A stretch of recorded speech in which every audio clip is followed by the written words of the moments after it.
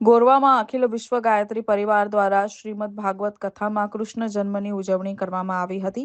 વડોદરા શહેરના ગોરવા વિસ્તારમાં અખિલ વિશ્વ ગાયત્રી પરિવાર દ્વારા Gujarat housing board Mangaldeep common plot ખાતે શ્રીમદ ભાગવત કથા 3 જાન્યુઆરીથી 9 જાન્યુઆરીના રોજનું આયોજન કરવામાં આવ્યું છે। 7 દિવસ સુધી કથા વ્યાસ પ્રજ્ઞા પુત્રી શ્રીમતી ખ્યાતિબેન પટેલ શ્રીમદ ભાગવત કથાનું રસપાન કરાવી રહ્યા છે।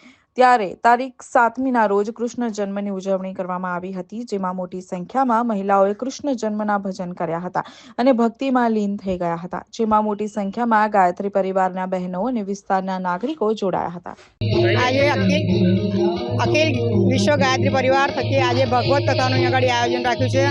આજે મંગલદીપ કોમન પ્લોટ તેમાં અમે ગાયત્રી પરિવાર થકી રાખ્યું છે સર્વજીવોના કલ્યાણ માટે। અને આજે કથાનો 5મો દિવસ છે અને એમાં કૃષ્ણ જન્મ છે। અત્યારે બધા એટલી મોજ મજી કૂદી રહ્યા છે કૃષ્ણ જન્મમાં કે દરેક બહુ ખૂબ આનંદ અને ઉલ્લાસથી ભાગ લઈ રહ્યા છે।